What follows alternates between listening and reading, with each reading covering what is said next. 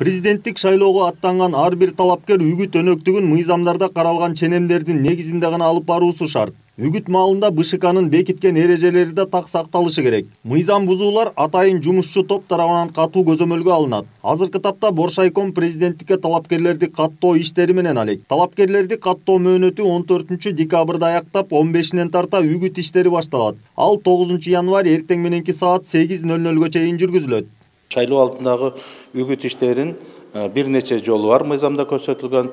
Бул шайлоочулар менен жолугушууларды уюштуруу, массалык маалымат каражаттары аркылуу, интернет басылмалары аркылуу жана печатный продукцияларды таратуу боюнча, плакаттарды таратып, визиткалар, буклеттерди таратуу боюнча, андан сырткары көрөнөктөрдү көчөлөргө, имараттарга ушу мыйзамда көрсөтүлгөн, мыйзамда тыюу салынбаган жерлерге көрөнөктөрдү илүүлөр менен.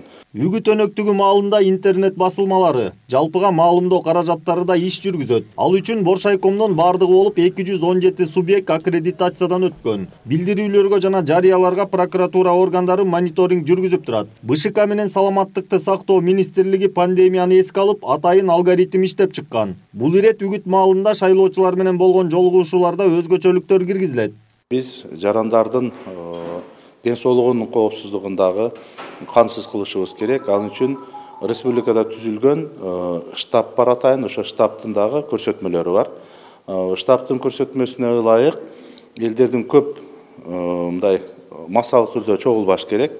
Андан сырткары чогулганда дагы жарандардын социалдык аралдыктарын камсыз кылуу болуш керек сөзсүз. 1,5-2 метрден кем болбош керек. 6 декабрда Борбордук шайлоо комиссиясы президенттин мөөнөтүнөн мурда шайлоого эл аралык байкоочуларды аккредитациядан өткөрүү чечимин кабыл алган. Азырынча 43 эл аралык байкоочу катталды. На выборах президента Бүгүнкү күнгө карата 7 чет өлкөдөн 6 эл аралык уюмдун атынан 43 эл аралык байкоочу катталды. 2017 жылда өткөн президенттик шайлоого 773 эл аралык байкоочу катталган болчу. Бул ирет пандемиянын шартына байланыштуу азыраак болушу мүмкүн. Анткени парламенттик шайлоого да 277 гана байкоочу катышкан. Таза шайлоону камсыз кылуунун эң маанилүү факторлору көз карандысыз байкоочулар. 43 байкоочу албетте акыркы сан эмес. БШК эл аралык байкоочуларды келерки жылдын 6 январына чейин каттайт. Ал эми коомдук байкоочулардын катарына коммерциялык эмес уюмдардан да каттала алышат. Азырынча Боршайкомго 5 коммерциялык эмес уюмдан билдирүү түшкөн. Что необходимо приложить для того, чтобы зарегистрировать общественных наблюдателей? То есть жөнөкөй же эл аралык байкоочу менен коомдук байкоочуну айырмалоо керек. Коомдук байкоочу президенттикке талапкердин өкүлү боло албайт. Мамлекеттик же муниципалдык кызматкер да болбошу керек. Ал үчүн таптакыр башка эрежелер колдонулат. Коомдук байкоочулардын арызын Борбордук шайлоо комиссиясы жана аймактык шайлоо комиссиялары кабыл алууну улантып жатат.